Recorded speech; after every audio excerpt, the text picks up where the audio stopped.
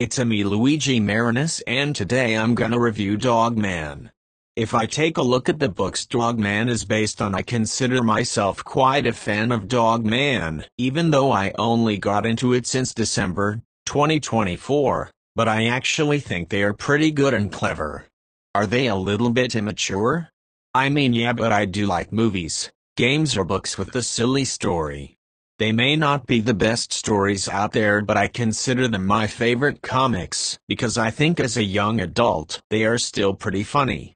Now onto the movie itself. I was actually excited for it ever since the trailer released. I wasn't sure if it was gonna be as good as Captain Underpants, but I hoped it would be, and I consider Captain Underpants to be the most underrated DreamWorks movie, besides Rise of the Guardians, Megamind, Mr. Peabody and Sherman, and the original Puss in Boots.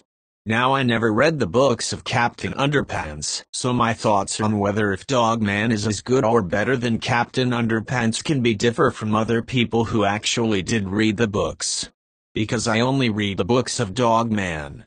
So the movie starts off right with the action where Officer Knight and Greg, the dog, go after Petey the cat. The butler asked Petey if he was scared of Officer Knight and Greg, to which Petey answered no, and brought him to his lab to explain why by showing the weaknesses of the two. But then the butler pointed out that they could work together, so Petey placed a bomb near Officer Knight and Greg to get rid of them, and yelled help. There's a bomb. To get their attention, before running away. Then Officer Knight and Greg arrive at the scene, and they tried to stop the bomb by cutting a wire. Officer Knight tried asking Greg what wire he should cut, but Greg answered incorrectly since he was colorblind, causing the bomb to explode. Then Officer Knight and Greg were rushed to the hospital, but it was too late for them. The doctors came in and revealed that Greg's body was dying and Officer Knight's head was dying. The doctor has an idea of creating Dogman by sewing Greg's head onto the man's body. After the surgery, a new hero was finally unleashed, Dogman. After the surgery, the news of the surgery spreads like wildfire, and there are news articles about Dogman being the new best cop. Unfortunately, Petey finds out about the news, and he is angered by how he accidentally created the world's best cop, so he came up with an idea to kill Dogman. Petey makes a huge vacuum cleaner to try and stop Dogman, but all his plans fail. One day Petey wants to create a clone of himself, but accidentally creates a mini version of himself as a kid and wants to make him evil, but little Petey wants to be good. I like how Petey wants to get rid of him and Dogman adopts little Petey. We also learn about Petey's abandonment issues, which DreamWorks is familiar with because of Branch having abandonment issues in the third movie of Trolls. I really like the message of this movie about society, and that not everything is all rainbows and sunshine. The story of this movie is pretty simple, but in a really good way. While Chief may be a little bit mean-spirited at the beginning of the movie, I am glad that at the end of the movie he changed and started to open up to Dogman, and be more nicer to him. I also like Sarah Hannif, which reminded me of the news reporter from The Bad Guys, but I'm glad she's not just a side character and kinda helps Dogman during the movie. I think she's cute and one of my favorite characters from the movie. I liked Flippy's character as the villain, and I liked his redemption arc after he told his backstory to little Petey. I thought the climax was a little bit all over the place, but still a really good climax.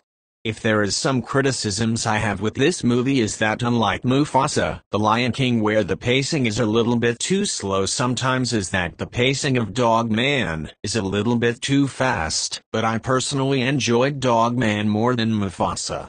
It was also a lot funnier. The world building of this movie was also good, where it's a big city with citizens living their lives, and while not the most impressive world building, I thought there was so much life in it. I think the movie introduces a lot of surprises of what would happen next. It has some really great ideas to play around with. I also really like the animation style of this.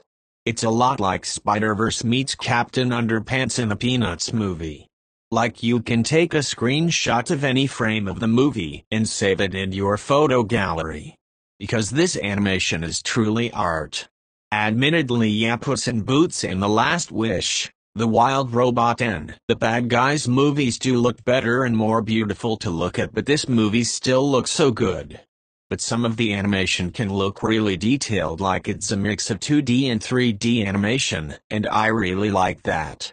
I think the comedy of the movie really works, and especially with Dogman and Petey and their shenanigans. I also really like the fourth wall jokes throughout the movie, like when the chief mentions a montage. I didn't expect this movie to have some emotional depth despite its younger target audience. This really shows that DreamWorks movies are more than just kids' movies. Actually, they aren't actually kids' movies but more so family movies, and I can't believe Frozen Studios hates this movie alongside Captain Underpants.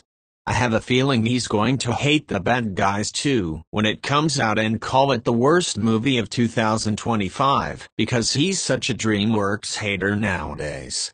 But yeah, aside from that, I really like the cliché of the villain changing because of a kind-hearted kid similar to Wreck-It Ralph and Despicable Me, and it's one of my favorite clichés in animated movies. I think movies like these are very wholesome and heartwarming and deserve more love. I really liked when Dogman adopted little Petey and told him a bedtime story. I liked Dogman's character as a whole because as the main protagonist that doesn't talk throughout the movie, I see a lot of personality and character in him. He's kind of like Snoopy from the Peanuts movie. But because of Dogman being a mostly silent character, I am glad that the movie had a B-plot of Petey trying to make up a plan to stop Dogman. And he has some really great character development where he's struggling and questioning about if he wants to be good or not. The message about finding hope into human connection was greatly executed. I know many people are debating whether this movie is better or Captain Underpants, but I actually thought this movie was better than Captain Underpants. I liked its humor more, and while I did think the toilet humor was funny in Captain Underpants, it kinda got overused a little bit. And I even read the books of Dogman, so I had more of a better connection with Dogman than I did with Captain Underpants. I'm giving Dogman a 9 out of 10 with the "That is cinema" quote. That is cinema! And while I don't have that much to say about this movie, I still love this movie as much as I did, and it's one of my favorite movies of 2025 so far, alongside Paddington in Peru, The Day the Earth Blew Up, in a Minecraft movie. They aren't in any specific order. And no, I don't think it's quite as good as, say, The Wild Robot, Kung Fu Panda 4, Trolls 3, Ruby Gilman, Puss in Boots: The Last Wish, The Bad Guys, or even Trolls 2 World Tour. I still thought it was a great and solid DreamWorks movie. I am excited for what DreamWorks planning to release next. Oh, please be good. The Bad Guys 2. It's my most anticipated movie of this year so far. Let's Sing 3 comes out this Christmas, who knows? And apparently, The Bad Guys 2 might be the longest DreamWorks movie yet, so hopefully they are cooking. This was my review for Dogman, and please look forward to my review on the Minecraft movie, or a Minecraft movie, which I have a lot to say about.